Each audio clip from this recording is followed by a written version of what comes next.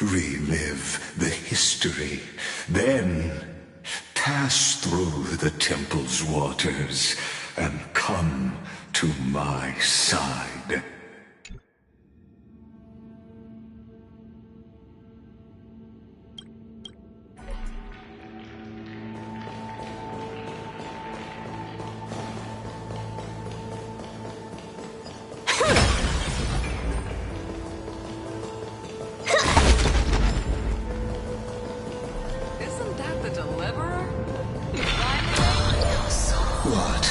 Wretched way to die. The Flame Chase army, devoured by warbling fish, never saw it coming. Look, the cruel Imperator and her Knight Commander, the pitiful Warden. What a perfectly matched duo of test subjects. Their hands drip with blood. Golden blood. Raise the bridge and cross the river of fate. This path of the prisoner is far from over. Imperator! Imperator! Did you see my gallant deeds, Imperator?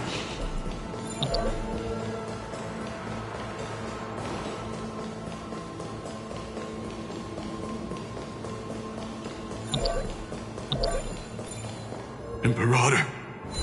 Imperator! Did you see my gallant deeds, Imperator? Oh, a sovereign and the sword at her side. Imperator, why did you... You're here, Dux Gladiorum. You ordered me to seal the sea route and handle threats from the rear. So why didn't you wait for me to return? Why send the Vanguard ahead and let them die in vain? Die in vain? No, you're wrong. Their golden blood won't be spilled for nothing. The other dukes have paved the road for me to become the God of Law. The Trial of Law? You never spoke of this to anyone. What is... The one who wishes to bear law must purge this world of its curse, and offer the blood of the accursed as sacrifice.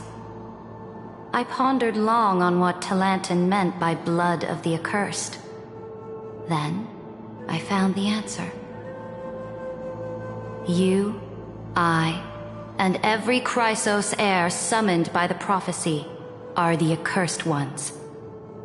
Just like that arrogant Theoros said, our golden blood is the agent of destruction, the antithesis of the world's fate.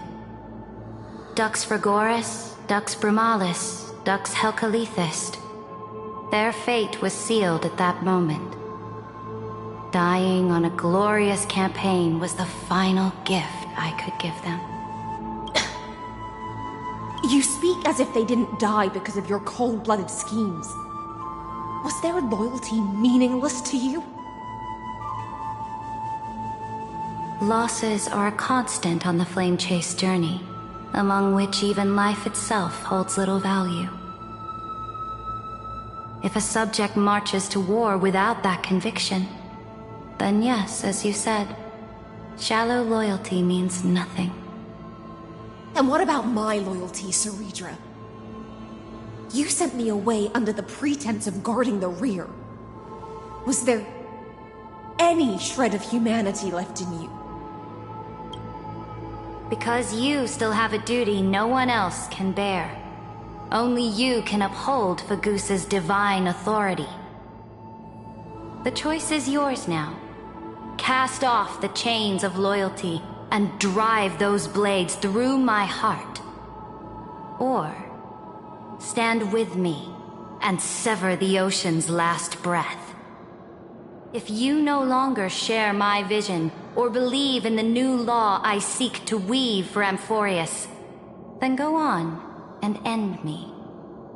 The Imperator of Amphorius may be ruthless and cruel, but never a hypocrite. When I say life itself holds little value, know this. I am ready to sacrifice everything for the ambition to conquer the Sea of Stars. Now you've seen it. The brutal Imperator was willing to spill the blood of 500 heroes to complete the trial of law. As for my poor warden, her suffering had only just begun.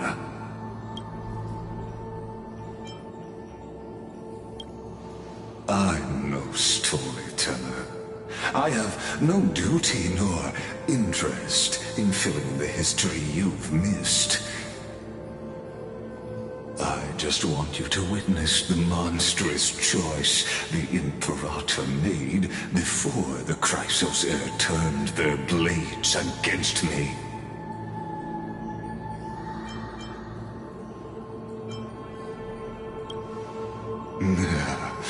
You jest. I gave up on using words to solve conflicts 2,000 years ago. But I won't squander a chance, not even a sliver of one. If there's even a crack in the walls of your conviction, then my victory is already assured. Now that the past is settled, let's turn the page and bring time back to the present. And dive deeper still, until we reach the very bottom of the abyss.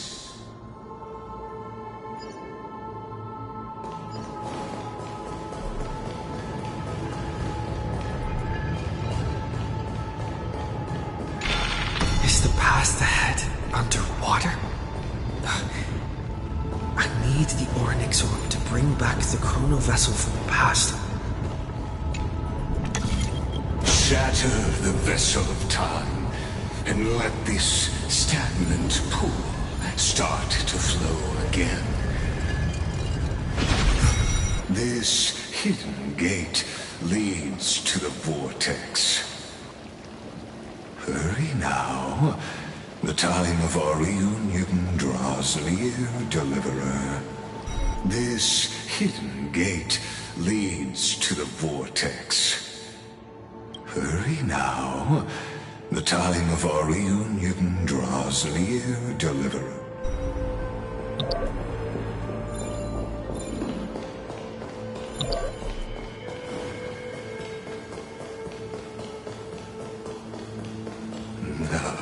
This cruel journey will reach its end at long last.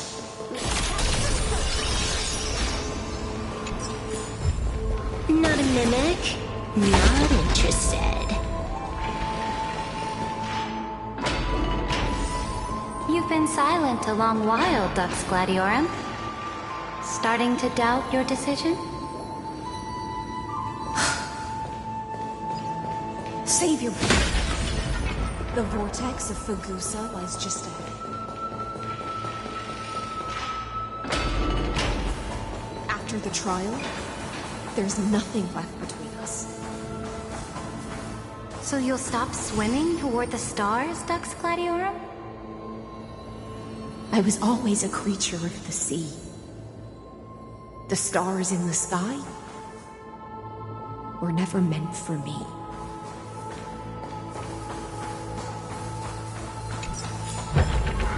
The drop rates are this bad.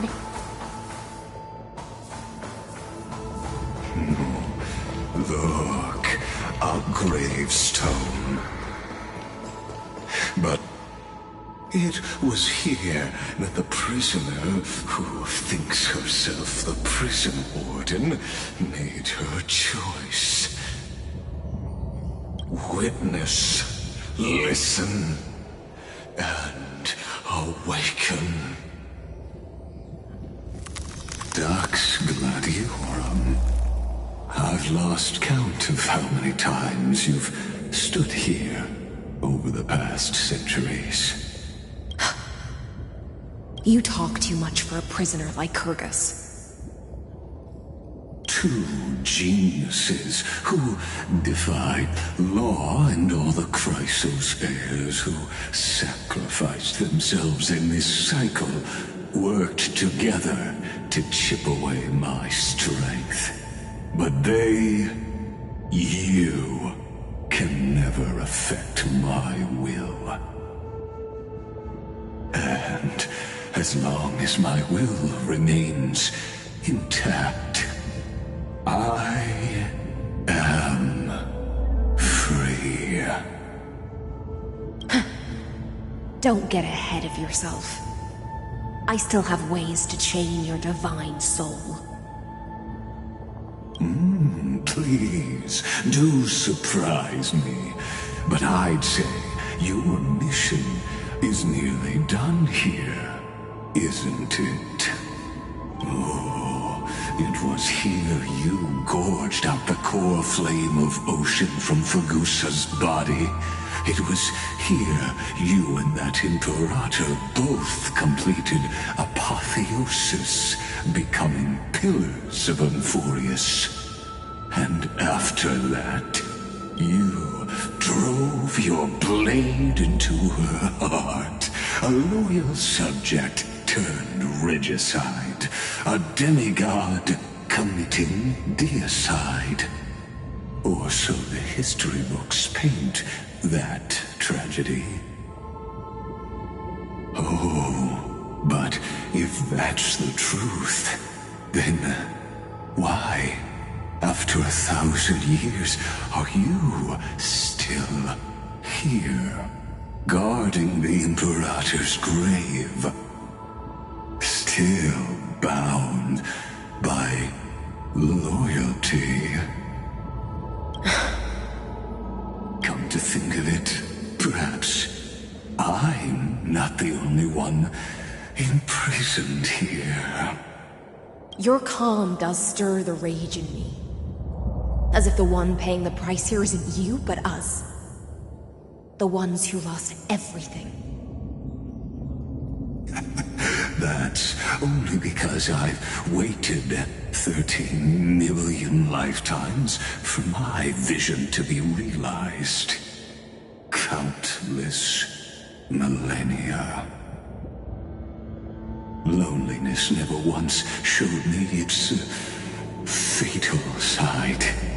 In fact, for a prisoner of the cave, it's more like an old friend. One that helps me think. But you're different, Dux Gladiorum. Loneliness has crept from the silent depths, sinking its claws into your mind. Bit by bit, it's peeling you apart. Will you regress into one of those lost mad sirens? Oh, what a shame that would be.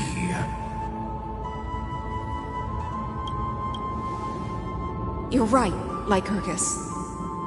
Loyalty, curse, the fall of my kin, and this endless waiting. These shackles are too heavy for a fish that cannot perceive any light. I can't break free of the whirlpool that's pulling me under.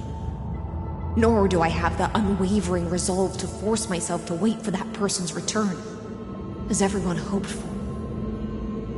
Oh, deliverer from beyond the sky, my executioner. How much longer until he arrives here? Or will he ever return? I don't know. And I doubt anyone does. Then, what will you do?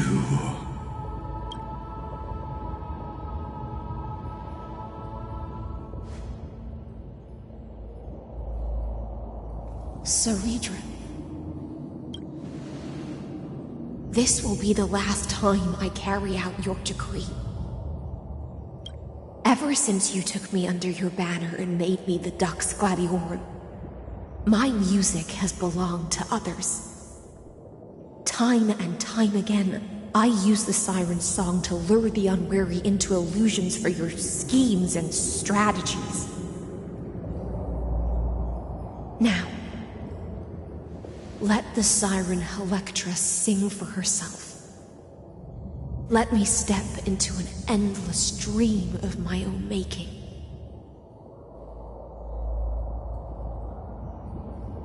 Oh, great ocean.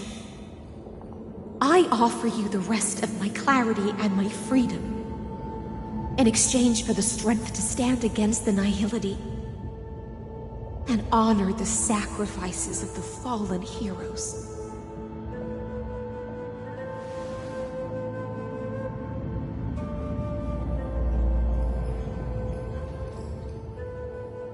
Greyfrine, deliverer from beyond the sky.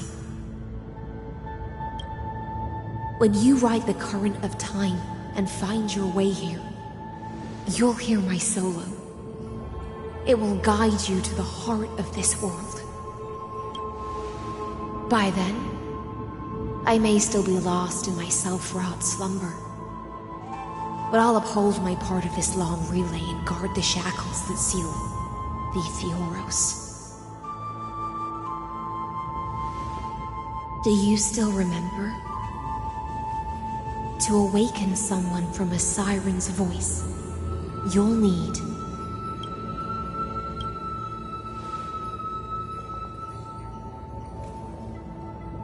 the gift I once gave you. May you still have it when the time comes. When you return, please pour that honey brew upon this grave. It holds the story of all our struggles and sacrifices. May you see it one day. The prelude Amphorius wrote for your return, carried forward through a 1,000-year relay.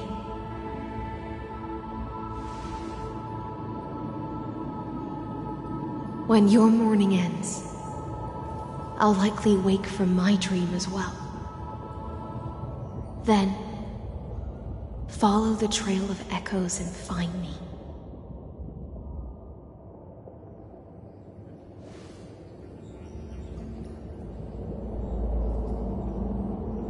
And together, we'll bring judgment upon the sinner who defiled the erudition.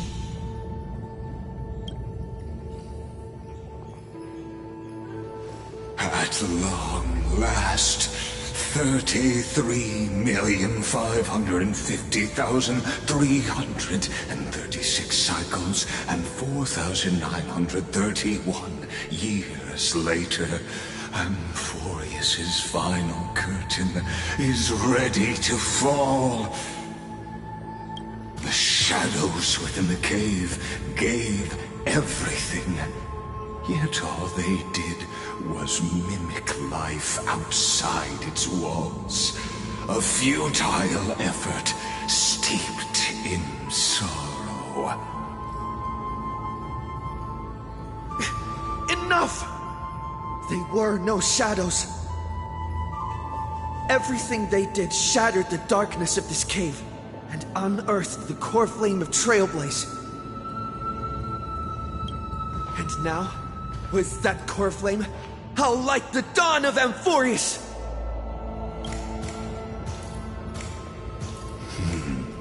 Do you still choose the will of the paths as your answer in the end? I do not agree with that answer, but I respect your tribute to them. Allow me to take back my earlier words. As an apology, and in the name of Theoros, who saw all destinies in this world, let me join you in mourning. Let us bid farewell to the heroes who sleep here. And then let us face each other and decide whose flame will rise with this new dawn.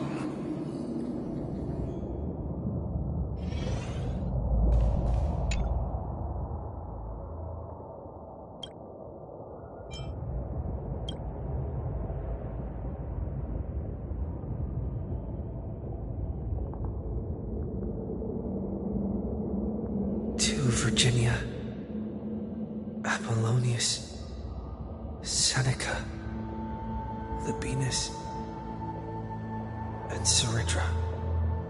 Through a brutal sacrifice, they lit the stars of law in this world, propelling Amphorius's fate forward. In the shimmering mirage of illusion, they entrusted their dreams to ride among the stars, to the hero yet to come.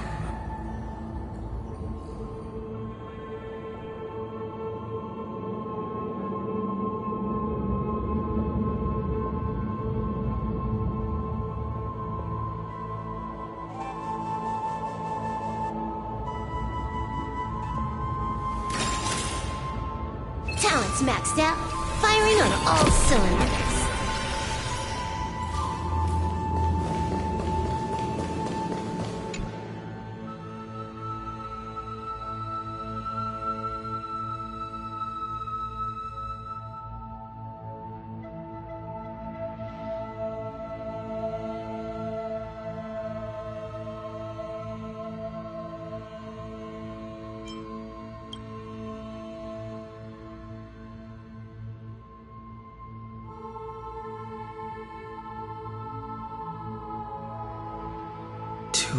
Aglaia, Trebios, Mightymos, Castorus, Anaxagoras, Cyphera, Hyacinthia. In a relay spanning 1,000 years, they stood against enemies far beyond their strength, and won a bitter victory through what seemed like futile resistance.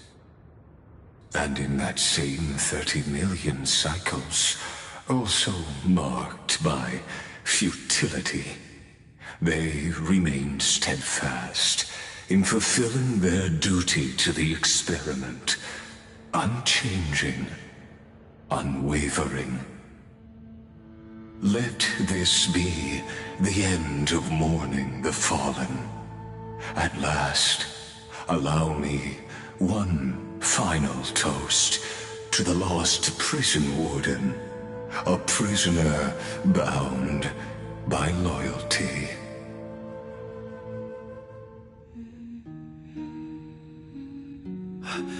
That voice... could it be? Bathed in the honeydew of Fagusa, she will awaken from her 1,000-year dream and sing the final song of her mission. Silence. This tombstone of the old world serves as the anchor of the Siren's illusion, a sigil Electra used to bind herself. At the same time, it is the very thing I once proclaimed at the start of the show, a microcosm of Amphorius itself.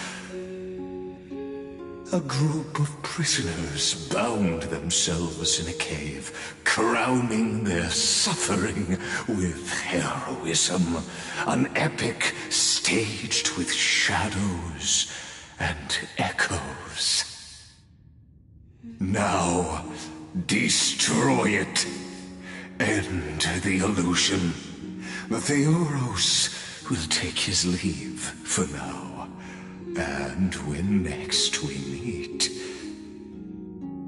that shall be the moment that decides the fate of Amphorius and the entire cosmos. The prison warden's dream is nearly over, and the prisoner will soon be freed to the final execution ground, where I shall be executed. This world and I shall halt here until we meet again. Not a mimic. Not interested.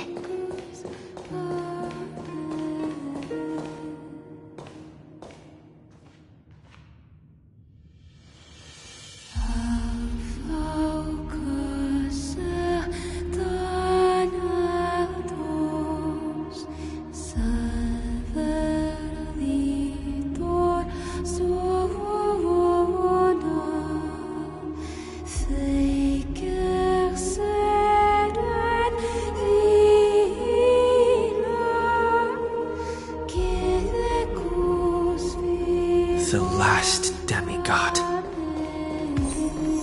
I'm here.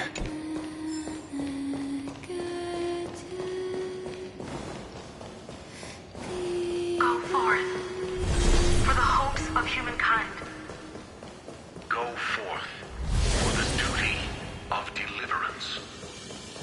Go forth, for the belief in flame chase. Go forth, for the Golden Blood's glory. Go forth.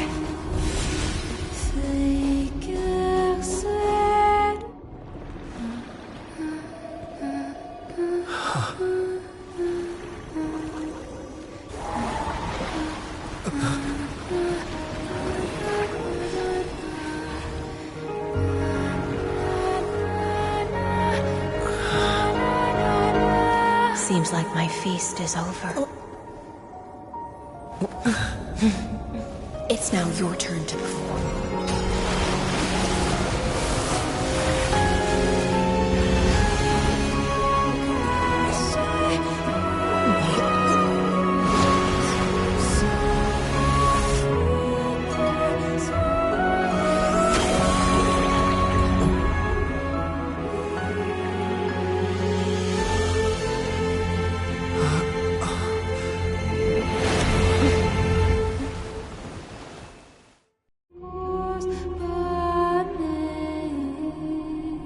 Little Grey Fry, please accept my thanks. I was the only one left after the world was destroyed, and I maintain this lonesome feast with my songs. I have prayed to that lightless sea for centuries, hoping it would reply to me. Yet the emptiness never answered. Thankfully, you arrived as promised, and everyone's wait was not in vain.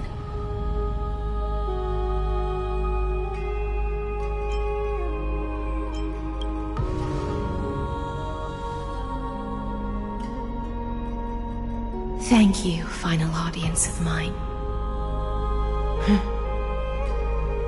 This is probably the last praise I'll ever hear in my life. Now, you and I will walk towards the end of this world. The heroes have waited for this moment for far too long. Let us use our blades to testify our resolve.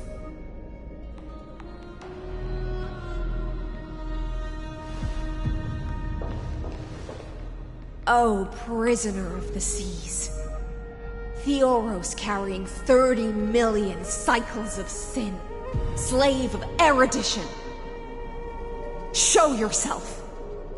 The Deliverer has returned, and the time of your execution draws near.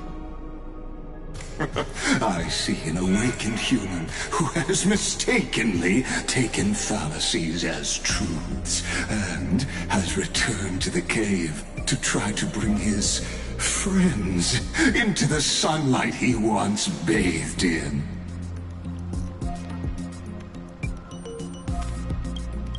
Alas. Alas, prisoners will always be prisoners, blind to the very chains that bind them. As the only other existence with free will in this world, I express regret toward your choice. But I shall retain your right to express yourself. After all, every actor should have a final line before they bow out.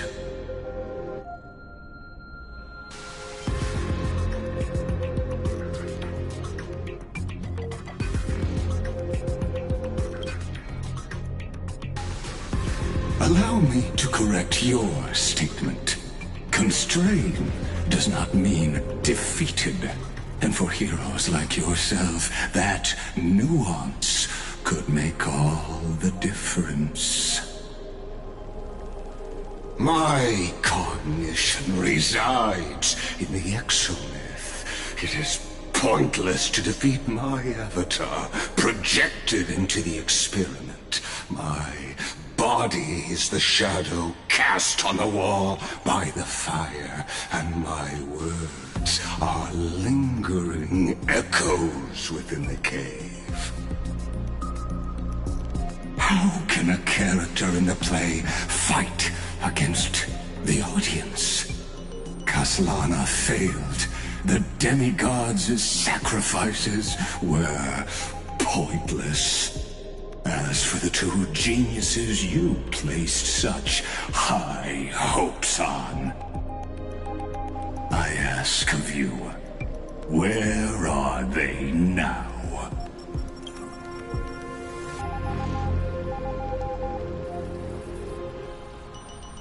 Confusion and epiphany always go hand in hand. That's particularly true for geniuses. You must be very confused about why you could not gain a straightforward victory in a world constructed by an ordinary Intellitron. An ordinary Intellitron? Cut the pretense, Senior Society member. We've torn off your meticulous mask and figured out Amphorius' true form. It's part of the primordial prototype machine, the first scepter ever created. In other words, a detached part of Noos's divine corpus. That's why it has the potential to destroy erudition. As for who would be able to control the Ionic system to rewrite knowledge, only one person has ever managed such a feat. You better have an explanation for the Society. We want an actual answer, not another prolonged metaphor to cover up the truth. Why are you the one doing this? Answer me! Since things have reached this point, I'll give you two irrational answer, purely as a courtesy to posterity. The answer is obvious, so there's no need to say that name out loud. The cosmos made a mistake in calling me a genius. I do not possess more wisdom than those who came after me. I was just the first to touch upon the universe's border, and the first to define the prime mover of life with incorrect logic.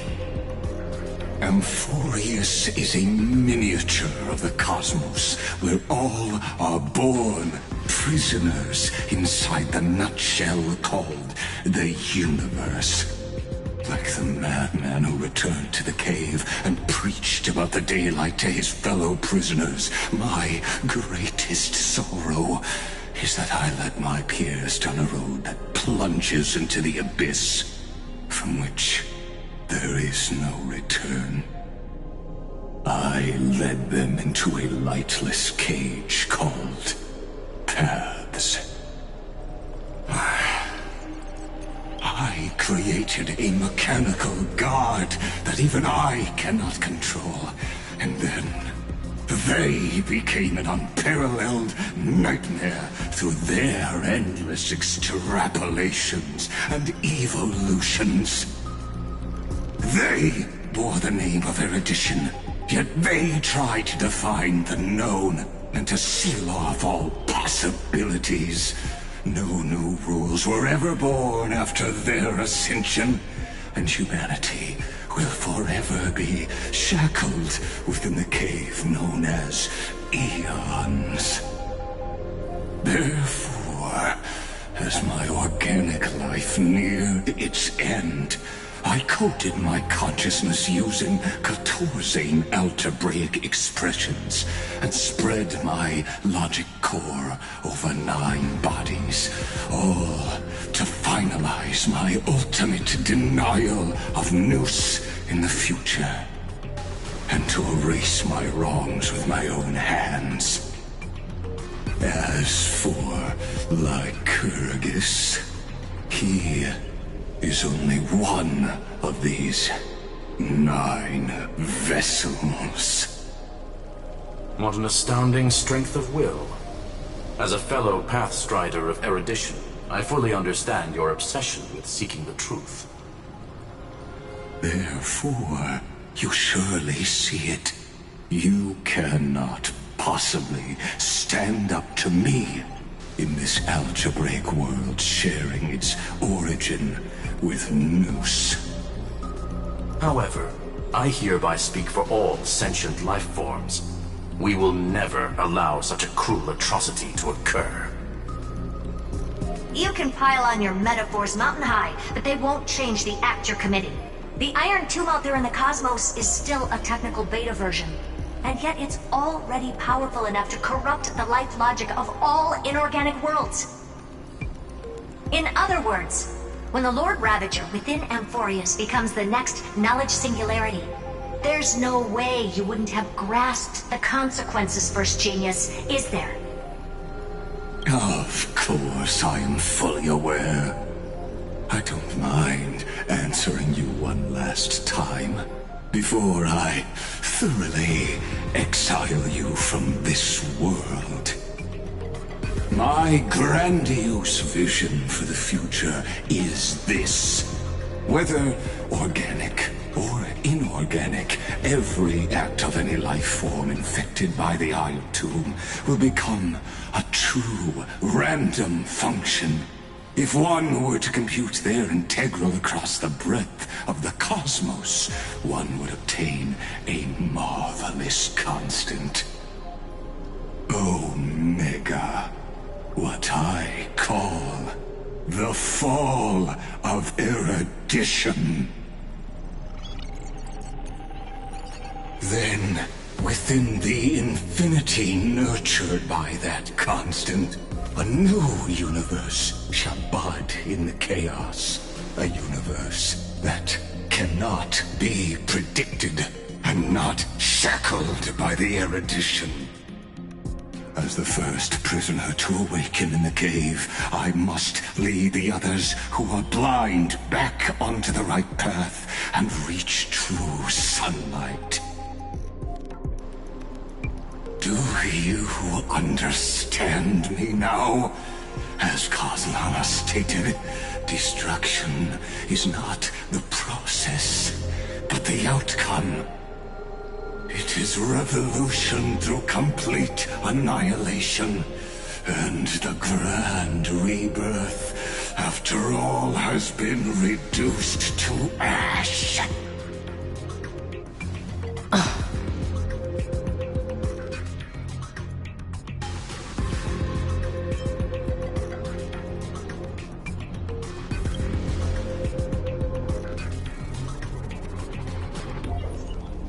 The Amphorians already answered long ago.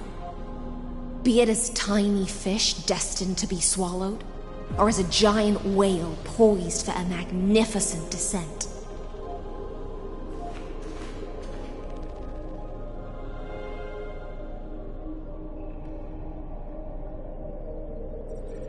We will all fight against fate till our last breath. That includes me, Electra. Once the Imperator's subject, now the Deliverer's blade.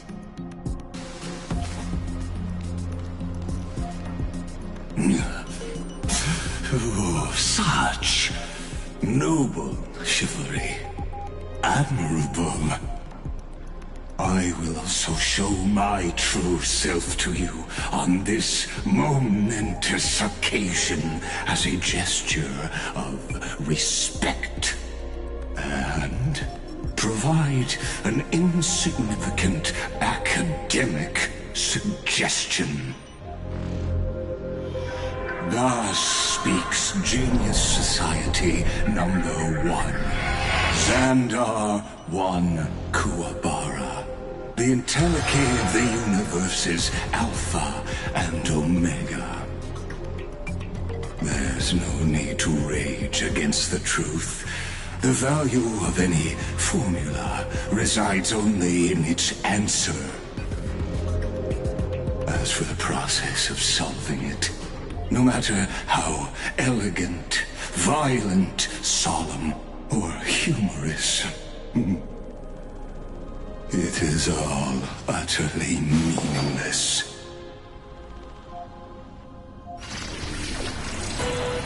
As the Theoros, I will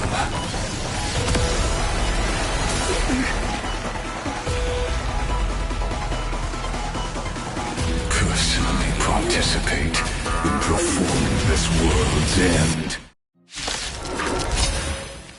Remember this, as Gnosis Creator, I know more about the death of knowledge than they ever will.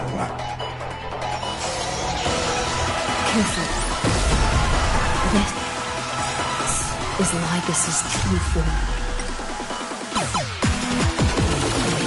All for the thrill.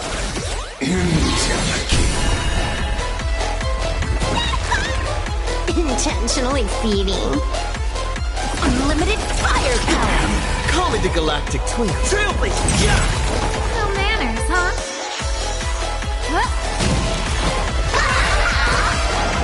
Oh, Monty, not your mind to command! Wiped him out. The destruction means no introduction. Let us skip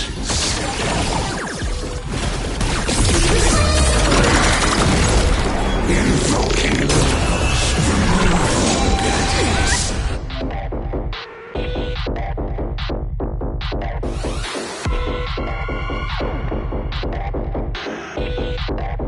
Is this the Black Tide? indeed, but I prefer to call it a method of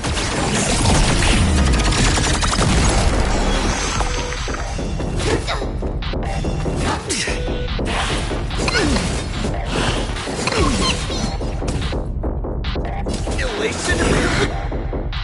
There he is! entities must not be multiplied beyond necessity. I do not mind demonstrating this to you personally. Hang in there. I'll do my best to repel this. Logic is not over.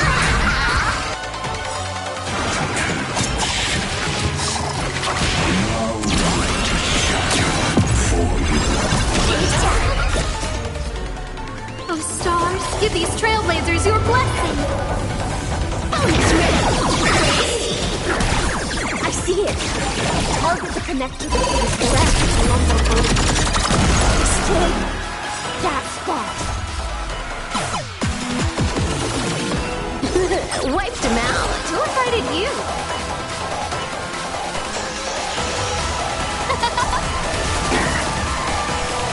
Call me the Galactic Trailblazer! Yeah! Tap to your foot. Let me teach you some moves.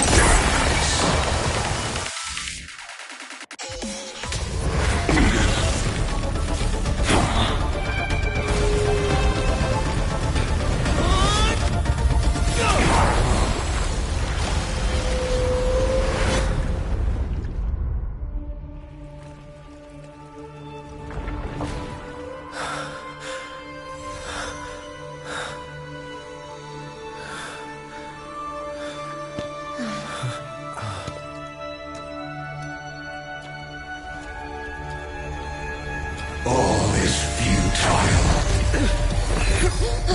In Erudition's calculations, the end of the saga is simply a comment awaiting deletion.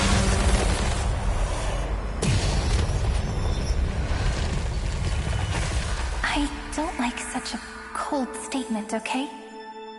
If numbers can decide the end of a story,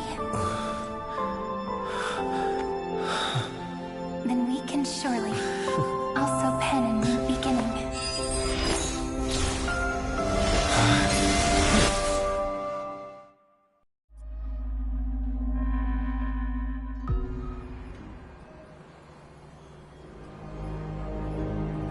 Screwy, what do you think? If your hypothesis of Lygas's identity is true, then even if we remove the restrictions of the Ultimate Protocol, the chances of us defeating him in a head-on battle will still remain lower than the acceptable threshold. Therefore, victory will still hinge upon Mr. Trailblazer and Miss Cyrene. Go on. Maybe we're thinking about the same thing. Lygas's cognition resides in the exomyth. He is both an instigator within the experiment and the observer outside of it. Logic. His inspiration circuit can simultaneously process the different time flows in and out of that world. That's where things get tricky. He simultaneously exists in two different timelines, where the internal clocks are wildly different. That old Intellitron's neurons have completely gotten used to that over this prolonged experiment. And that's why he holds home field advantage. You and I should be able to manage that too, if given more time.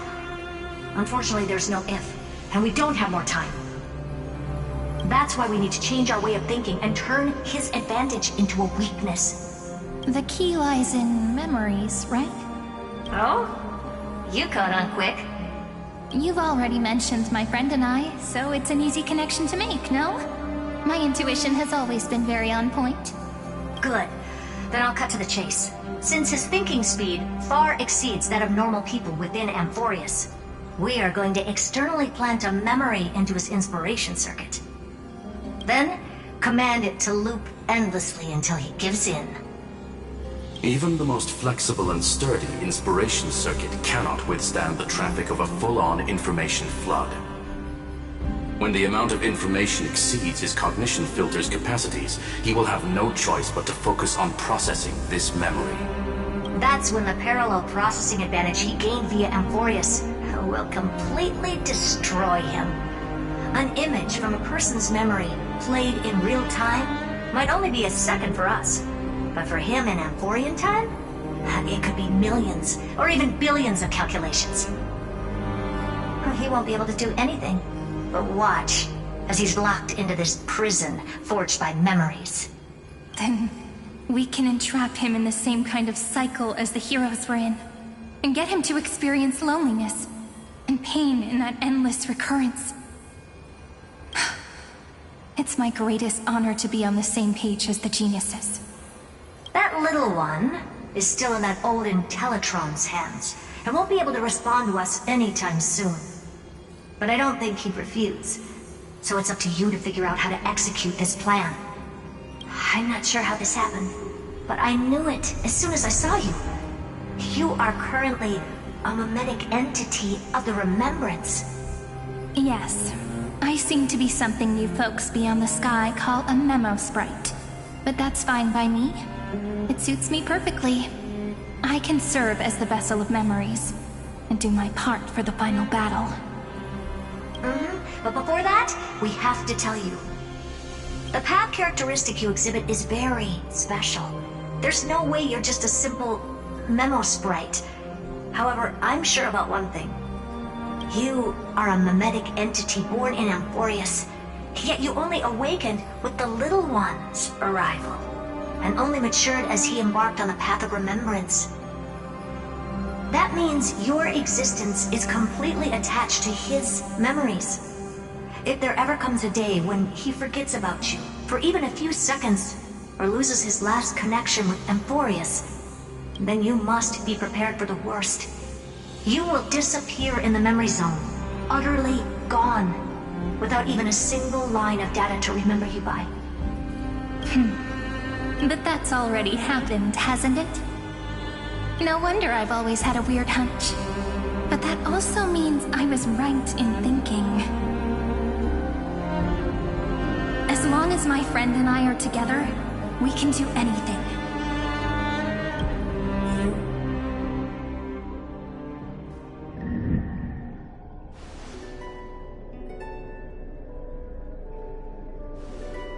Long time no see, friend.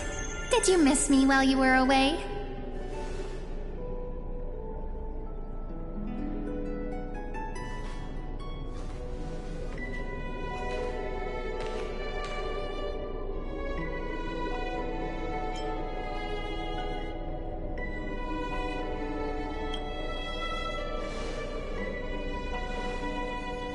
Same here.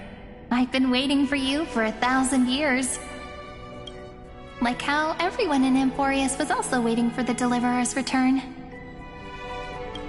You probably already knew about the genius's plans for that memory. I had to hide really well in a corner in time so Lagus wouldn't find me, and wait for the right opportunity.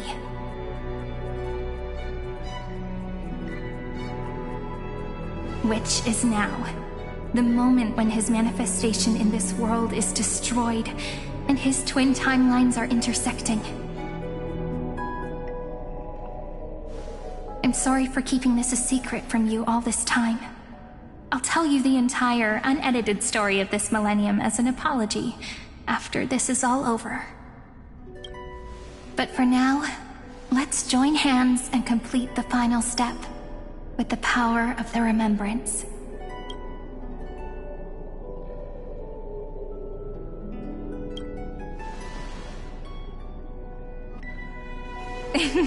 Yep. By the way, speaking of joining hands...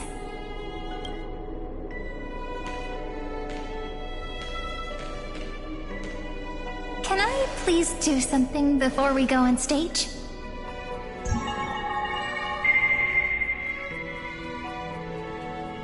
Remember the joke we made back at the Grove? Look! Aren't my hands pretty now? What a fascinating feeling. Like countless memories all swelling up at once. What about you? What did you feel when we touched each other?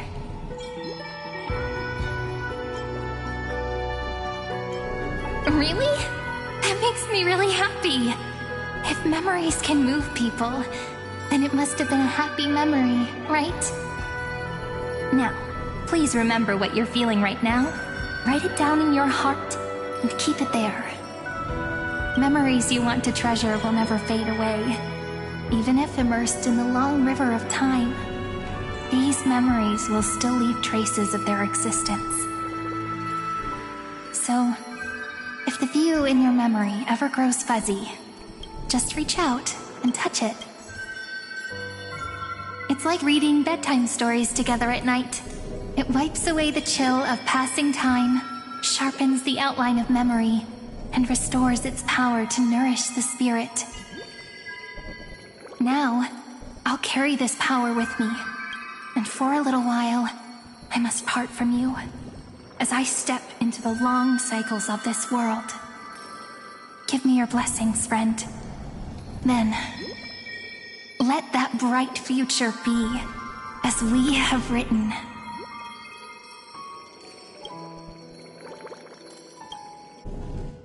Then, I'll leave it to you.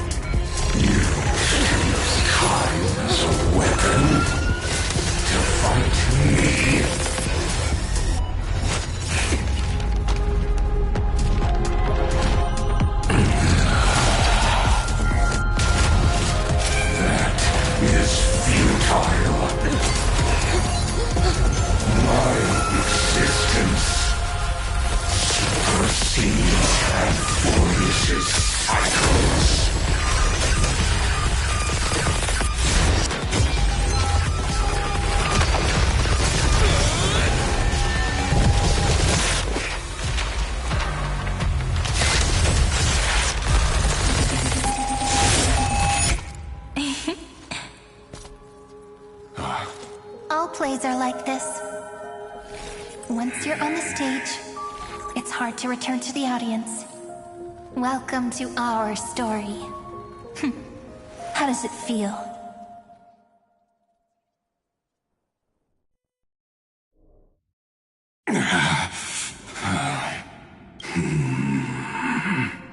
Even the authority of time cannot command the entire scepter, nor can it plunge the Amphorian extrapolation into a loop.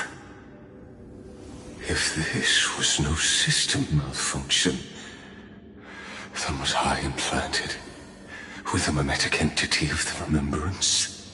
You guessed it right away. As expected from someone people call the first genius. I'm gonna keep doing what I just did if you don't stop, you know. My friend and I won't allow you to leave this memory, no matter what happens. Which means you are now trapped, Lord Xandar. An elegant idea, and an exquisite execution. Regrettably, it is you who are restrained by time, not me. Know that patience is my greatest weapon. Waiting and victory are the same for me. You will crumble before I do in this moment stretched out to an eternity, just like Kazlana will. Yet all I need to do is to wait, as yet another futile bug falls down the cliff and into the bottomless abyss. Now I'm a pink bug? My looks are seriously changing all the time. But you're not wrong. We're definitely not gonna solve the problem if we just put you in another prison. So that's why we never wanted to do that in the first place. I shall answer your confusion purely out of my respect for those who came before me. Have you heard of the synesthesia dreamscape in the Asdana system? Interestingly, in the distant past, that place once had a prison too. Life forms living in that environment, abundant with memoria, have a chance to connect their perceptions with each other's. Even across great spatial divides, they're able to detect shifts in one another's states.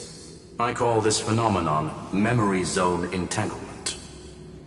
In Asdana, people made use of that phenomenon to build a nation within a dream. After adding in the catalysts of harmony and remembrance, that is. Is that how you walked into my prison cell? Using those same principles?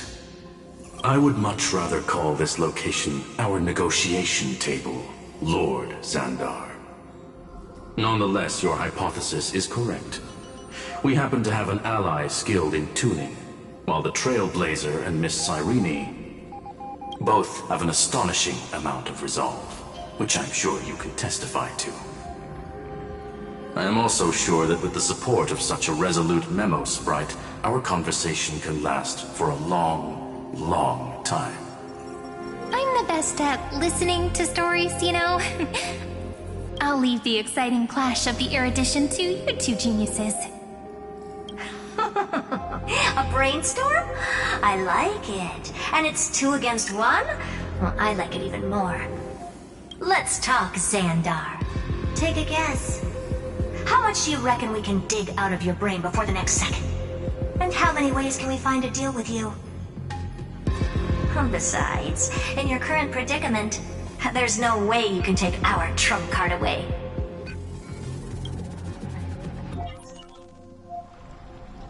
Go, little one. Go.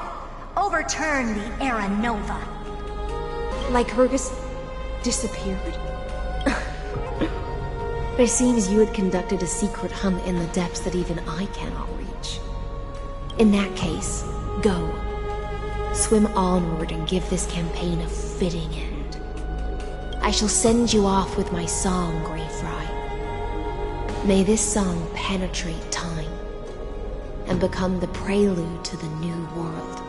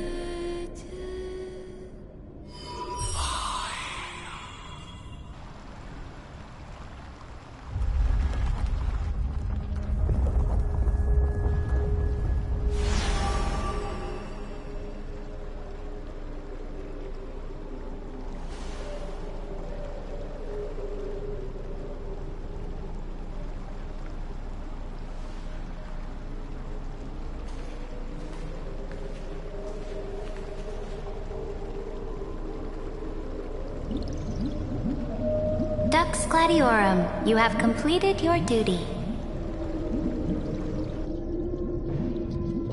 A new dawn is about to rise. Why not swim towards it?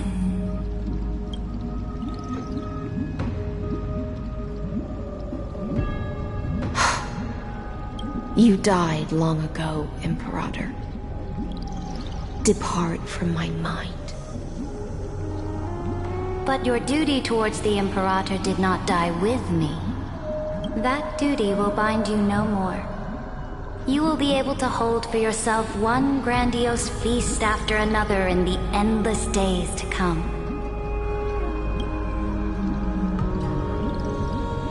So go. Go and swim towards that ocean beyond the sky with the Deliverer. Is this? A page out of that sidekick's book. I commanded her to gift this page to you when everything finally reaches the end. What's on this page? Memories. Lifelike memories. That sidekick found me after the bloody feast 1,000 years ago and showed me her diary. I saw within that notebook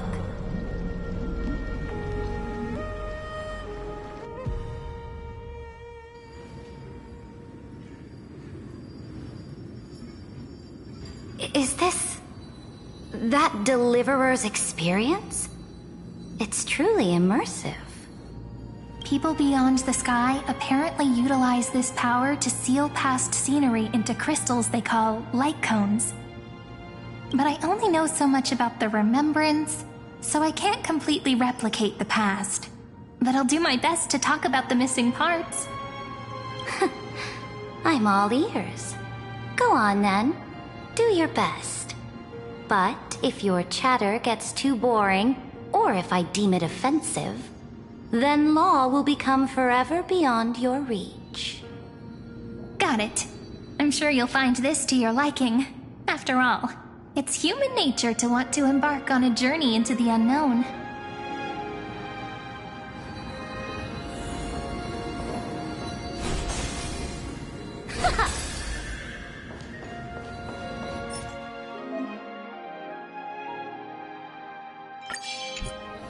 A direct offensive, or crush them from the flanks.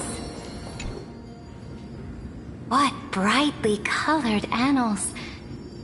The journey of the Deliverer's conquest. Let me partake in it.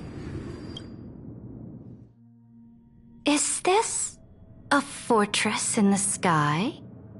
This is the first step of my friend's journey among the starry seas.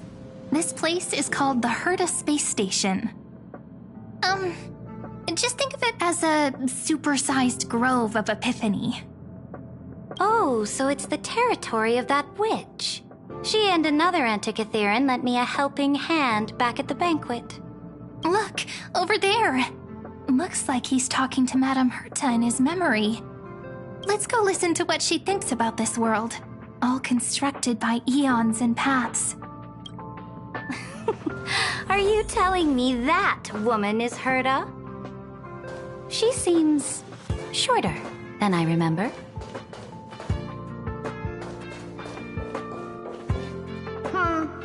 Pretty nice space station, huh? But just wait. After a couple more stops on the Astral Express, you'll see sights that'll make this place look ordinary. Oh, the cosmos is so vast that the unknowns far outnumber the knowns. But none of them will end up being anything amazing. The farther you go, the more you'll understand what I mean. So do your best with the nameless. Break a leg! And remember to send an update or two to Asta when you've got some downtime. She certainly shares my way of thinking. Only that instead of a conquest through blood and fire, they chose a gentler path. People call Madame Herta and Mr. Screwlum geniuses. Apparently, only the smartest people in the cosmos can receive the blessings of Nous, Amphorius' true creator. Do you mean that even individuals of such nobility are merely subordinates to a god? On the contrary, after all, it was the very first of them who created the god. But I don't really know all the details about that. You might be able to ask Madame Herta herself when you get the chance. Let's go check out some other worlds next, shall we?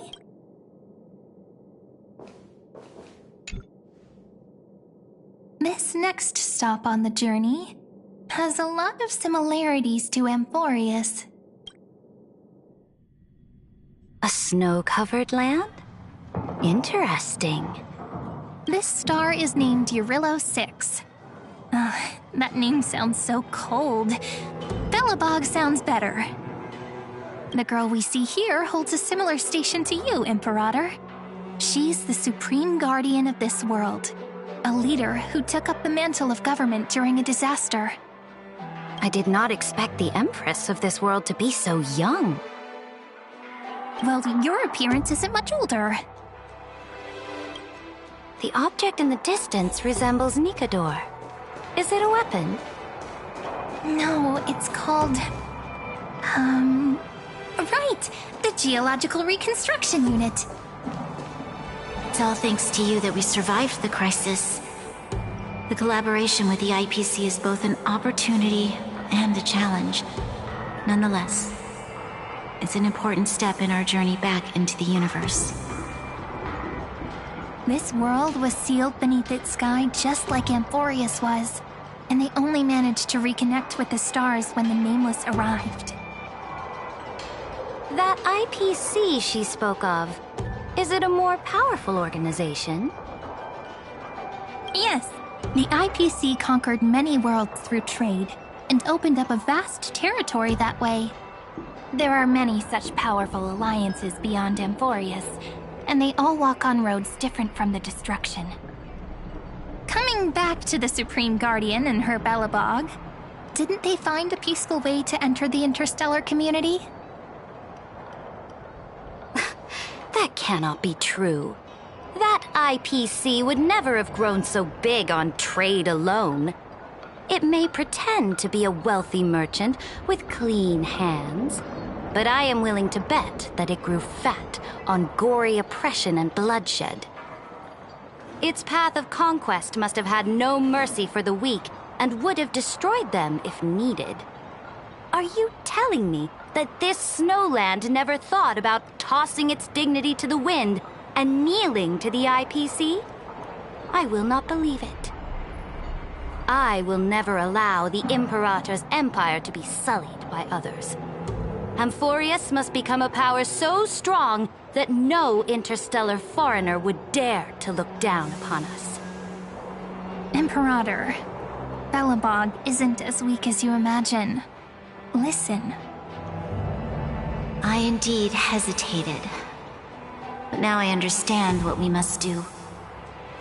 Belobog must learn how to walk on her own until she no longer needs the support of others and can stand on her 2 feet among the stars.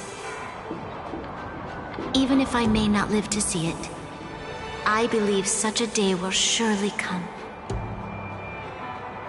They still have their dignity intact. One day, that hope will melt through the ice and help them into a prosperous tomorrow. But the order of the cosmos is already set in stone. The old laws decree that only the strong survive, binding the weak in an unbroken chain until they wither and turn to dust. Unless they embrace the power of the destruction.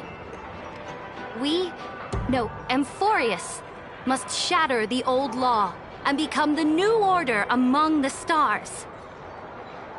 Speaking of the Order, another one of my friend's companions may be able to enlighten you further on that. Let's go to the next page.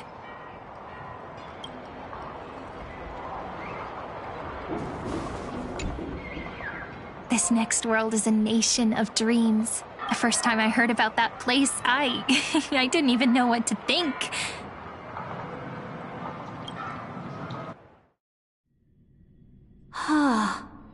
Such opulence does indeed evoke astonishment. This world is called Penacony, an eternal city built upon a land of dreams. It's also my friend's previous stop, where they went through a risky but exciting adventure.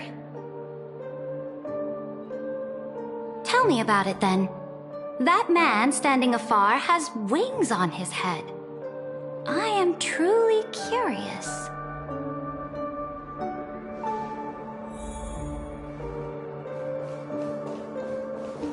I wish to gaze upon the views of the Reverie Hotel one more time. I'll be just a traveler when I come back here again. And perhaps, through a traveler's eyes, even the things I once knew so well will feel strangely different. Penacony is a land of the harmony, where all dreams and hopes merge and combine. It believes in unrestrained freedom, and that's how it lost itself in shallow delights. Then, this young man before you chose to rewrite its laws, using the power of the Order, hoping to shape a dream-bound paradise of perfect happiness. Yet, the paradise of my dreams remains far away.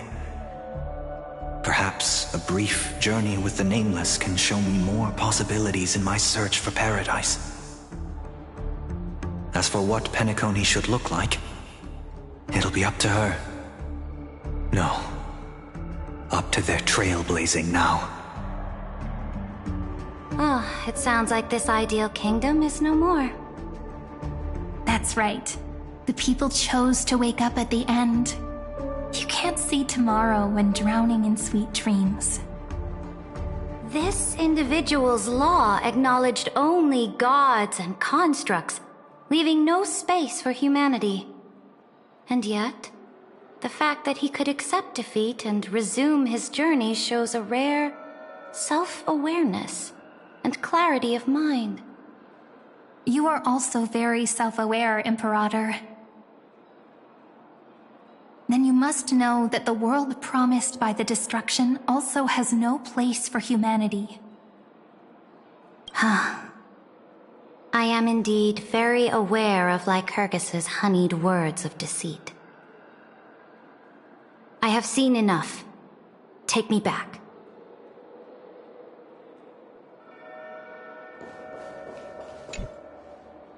Then let's wrap up this trip down memory lane with one last scene. This absolute wonder. Isn't it pretty? That's our Emporius. Our world flows and meanders in this endless band of light. Though we were born from the designs of the gods and are not yet truly alive, the Chrysos heirs of Emporius still chose to stand against fate and carved a legend no different from that of humankind. Will you really renounce the heroes in this world's previous 30 million cycles, Imperator? Including even yourself. Will you bow to brutal destiny and allow that puppet master named the destruction to have their wish? I know what you want to do, sidekick. You want to use that deliverer's memories to influence me and tilt the scales of law toward him and the two geniuses. You really saw right through me, Imperator. How can one rule an empire if one is incapable of understanding people's minds?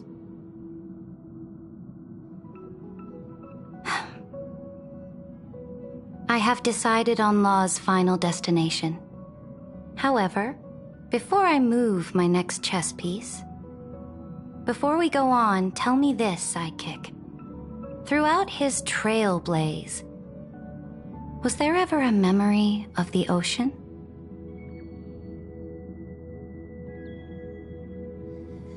The ocean. My cradle. My home. You shall complete your conquest in the ocean at the boundaries of this world, and eternally slumber in the sound of tides. You shall eternally slumber in the sound of tides, and complete your conquest in the ocean at the boundaries of this world. Our prophecies aligned as flawlessly as a sea snake circling upon itself. An elegant loop, like a joyful hymn, like the circulating ocean current, like our two fates, like Amphorius itself.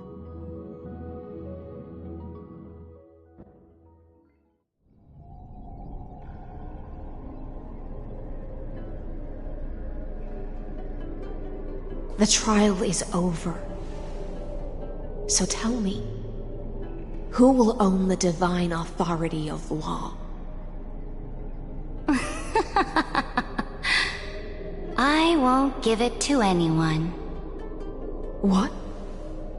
I am the law. Why should I give my imperial crown to any other? Both the Deliverer and the Theoros came from beyond the sky. They have no right to interfere with the lands I conquered with my own two hands. The law of Amphorius shall be determined by Amphorius's master. What exactly did you see in the trial? Everything. I saw everything regarding the rules of this world's operation. I saw the laws of extrapolation that Theoros spoke of. I saw the ultimate protocol. As long as I offer a sacrifice of equal weight, I can rewrite the laws of this world according to my will. I can turn good into evil, ugliness into beauty, and weakness into strength. Fate gave me a very fair deal. One rule change for the life of one demigod. What are you planning to do? You can't guess. We can conquer the stars without relying on any power from beyond the sky. We just need to make some reasonable sacrifices. Your ambitions have already made so many people give up their lives for the law. And you're still not done? I am determined for Amphorius to stand on her own 2 feet among the stars. You are beyond reason. You think such a simple and hypocritical statement can justify your atrocities. There's no new without destroying the old. That's what you consider an atrocity? Ironic, for that is also the unchanging law of Amphorius's revolutions. Ever since the Flame Chase prophecy resounded in the distance, fate has decreed for the Chrysos heirs to ignite our blood and illuminate this dark age. People would still be puppets of the old dynasty if it weren't for my conquests. But your world doesn't seem to be any different from your predecessors. Bloodshed, tyranny, oppression. You're making the same mistakes they did. Go and see everything for yourself. Go to any library I've built. Go listen to the rumors on every street corner. Go and witness how the Imperator crushed the old laws and forged new ones. Go and see what my conquests brought to this world. I cleansed the Chrysos War's filth, and mended all the conflicts left by the Era Bellica. I restored Akima's might, and allowed mortals and Chrysos heirs to face each other as equals in the Council. I punished all sins, and rewarded all achievements. I smashed Talantin's shackles, united humankind to save themselves, and started the Flame Chase era. That's what the Imperator has done in her glorious life. So now, hearken to my final words. History will eventually forget Saridra. But it will never forget the Imperator's people or the Flame Chase era she began. Final words?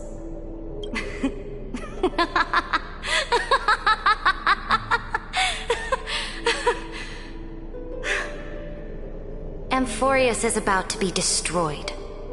There's no time left for pointless debates. There is only one law I want to overturn to aid the final battle of deliverance. So I will only offer the life of one demigod. In the name of the Imperator, I command you one last time, Helek, either sacrifice yourself for conquest, or pierce this tyrant's chest with your sword. Thus, the Imperator concluded her final speech. At the end of her life, at the last moment before she stepped onto the altar, she gave her most loyal subject the choice to decide fate, just as she promised her compatriots before her very first campaign. My blood flows in you now. Heroic compatriots, follow me, and we'll seize fate's reins! The Imperator fell. Some say that the Dux Gladiorum turned traitor and killed her liege. Some say that she imprisoned the tyrant in a shallow pond of water, then left. Which meant the Imperator had to kill herself to rewrite the law. There are countless stories about her death. All we can be sure of is when the knight left the vortex, the Imperator was still mumbling about their past conquests together. The beginning and the end of her existence. Imperator, wait! How could someone of your status come to the front lines? Let me be the flag bearer! The troops defending the pass to the west of the grove, have they surrendered? They ran as quickly as they could when they heard your name. The Golden Cocoon Pass is now in the First Legion's hands. Good. What about the Delosian militia? The Third Legion set fire to the mountains and flattened everything west of the basin. They just need a few more days. That is enough. We cannot afford to miss an opportunity for victory. Lastly, how many Ladonian cannons are left? They are no more. The Second and Fourth Legions have destroyed them all. Very good. They now have no way out, no reinforcements, and no artillery support. We will be able to liberate the Grove of Epiphany in the blink of an eye. We will launch the final charge 1 quint after the curtain fall hour tomorrow. Remember, as long as the Alliance's flag still flies on my shoulders, you must keep moving forward. Take no prisoners among the enemy soldiers. All sages who resist are to be captured and tried according to martial law. And do not destroy any books. Now go! Notify the entire army! Understood! Those who are resolved to die, we salute you. Reporting in. The Mountain Dwellers are resisting fiercely, and the legendary Mountain Breaker has personally engaged in battle. Their formations are nigh impenetrable. Then cease our frontal assault. Send scouts to all legions and tell them to retreat into the Tritos Plains before the parting hour. What? Are you planning to surrender? It's a strategic change of plans. The seismic walking dragon is enough for that battlefield. Walking dragon? You mean that stupid beast, Terravox? What can they even do? Stupid? No. They are the wisest of all of Georios' creations. Only they can perceive the currents of time. Let them deal with their earthly brethren.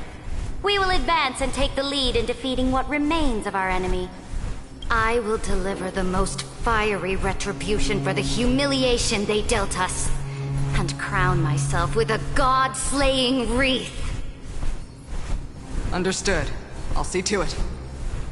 Those who are resolved to die, we salute you. The Temple of the Three Fates sent a letter, Imperator. They refused to surrender, and said this letter is their last warning to us.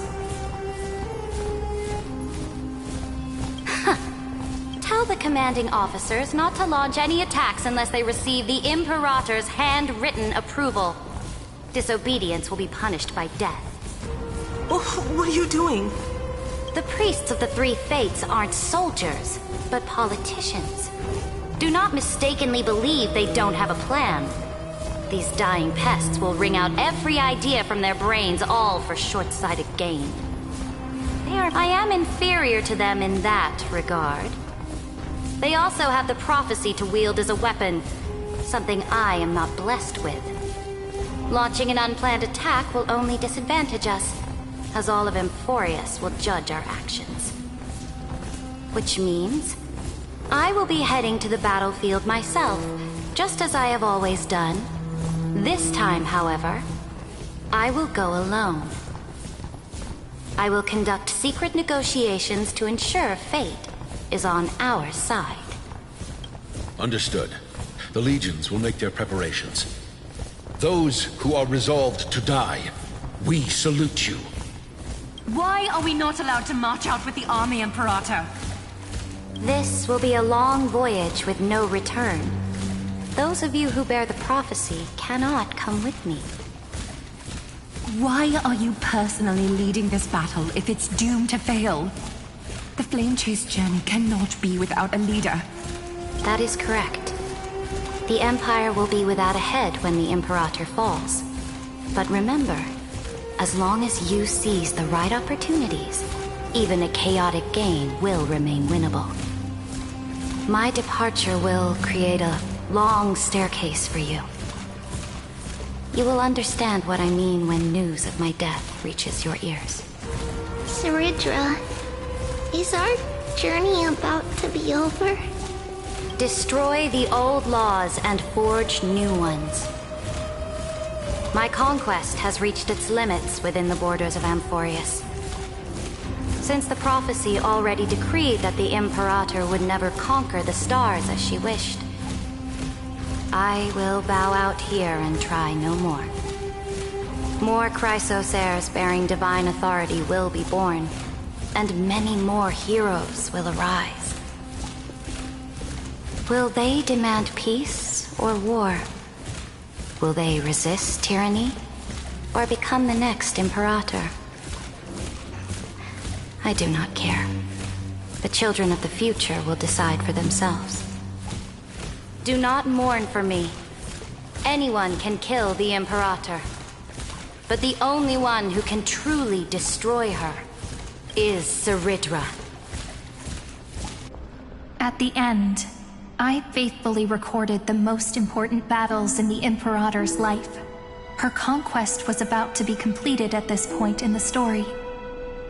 However, for some reason, a memory suddenly entered my mind just as I was about to put down my pen. It was a journey on a fantastical train. I had the honor of having a heart-to-heart conversation with the Imperator under the stars, and I asked her this question at the end of that discussion. How do you want history to remember you? As a hero who gave up her life for the Flame Chase? Or as a tyrant? She answered so quickly, as if she had made up her mind long ago. I would rather be forgotten than be... Because the law can be neither eternal nor unchallenged. And only humanity can pen laws into history's pages.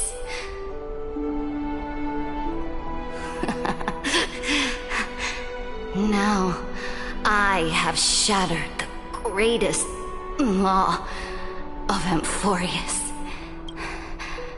The game is nearing its end. Dux Gladiorum. Even though you killed the Imperator in the previous 30 million cycles, this time you finally found your own law. Then High Sealants, Electra.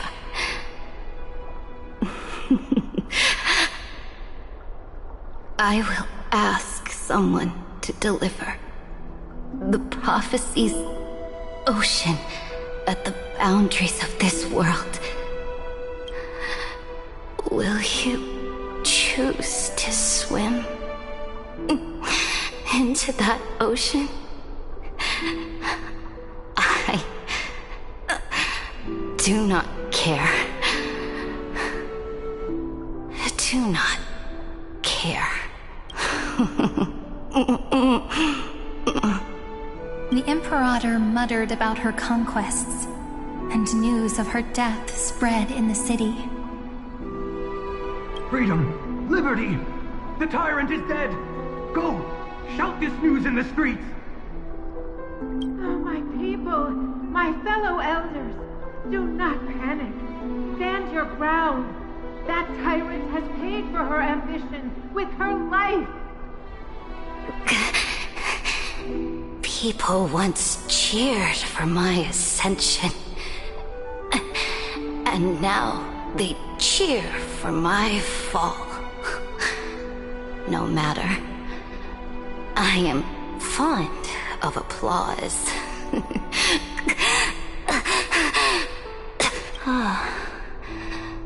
I see the cosmos, the battlefield that I cannot reach. I will return in the next cycle. The stars will hear my legion's war drums. Hear the great name of the Imperator. Hear Amphorius's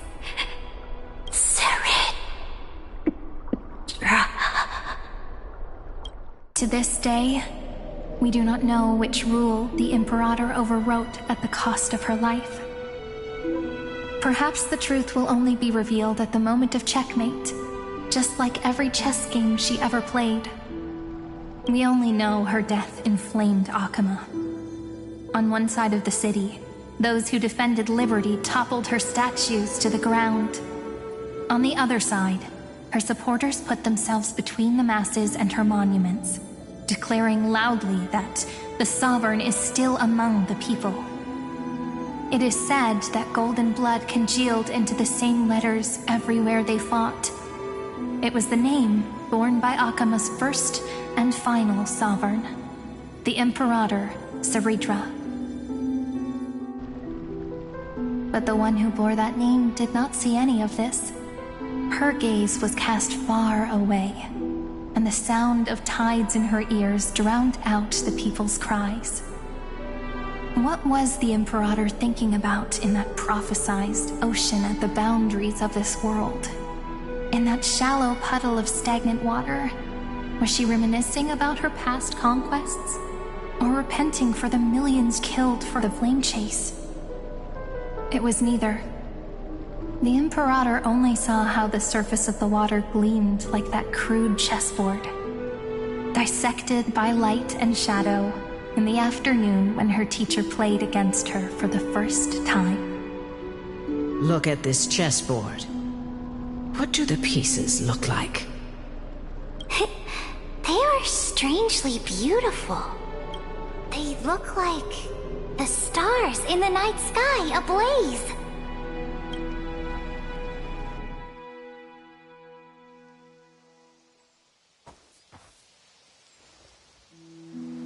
From that page emerged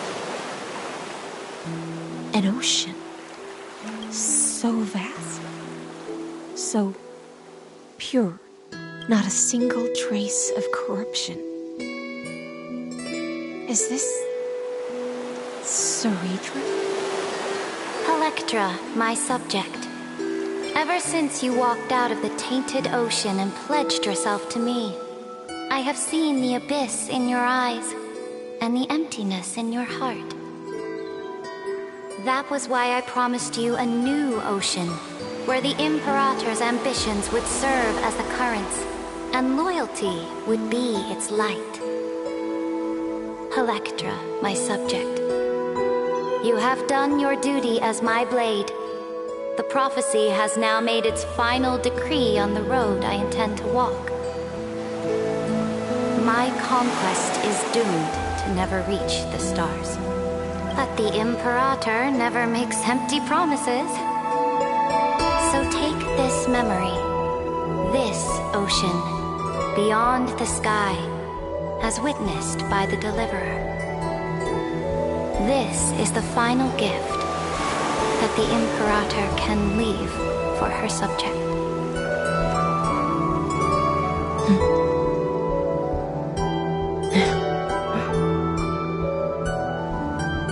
When I was still a fish in the ocean, I always felt so genuine swimming through the waters. But once I stepped onto land, I found myself caught in a play. Every land dweller wore a mask in their life.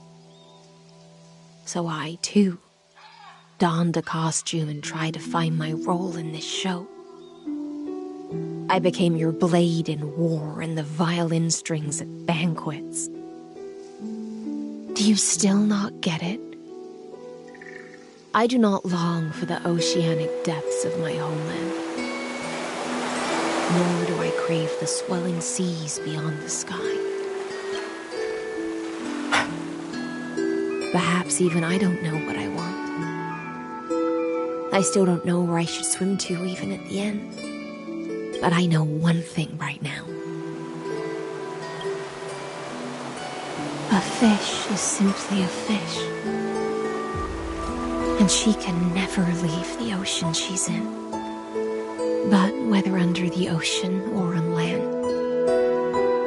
we two prisoners who can never escape this cave can still look outside the cave and see the stars.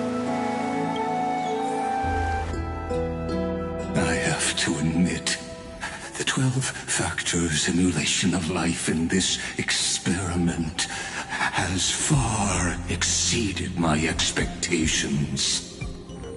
Make your choice then, Senior Society member. Do you want to keep walking down the wrong path and be remembered for your incorrect conclusions? Or do you want to return to the audience's seat and give yourself, Amphorius, and the entire cosmos a more fitting end? I must refuse. A dead man never fears death. Did I not make myself clear? Have you forgotten about our dear Lord of Silence? You wouldn't want her to consider your 8 other clones as cancers within the erudition and chop them all up, would you? Your logical deductions are vastly different from mine. Therefore, allow me to provide one more academic recommendation. Listen, my peers. Why don't you look beyond this world? Just as the Chrysos heirs did. Re-evaluate your calculations and take into account all enemies in the upcoming war among the eons. Amphorius is not a place where 3 paths entangle, but where 3 paths fight to the death. You used Memoria to resist me, but did you not consider the possibility that the Remembrance and their children might have taken this opportunity to join the fray as well?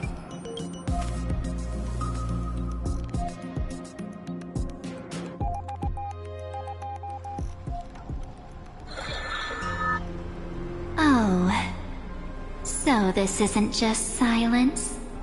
It's the...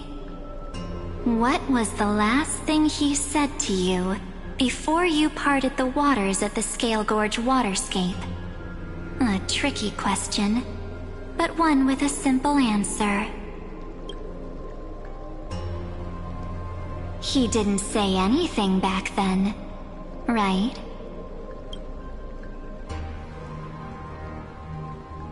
That's correct. And now I'm sure. You are not March 7th. There's no way she would remember that detail.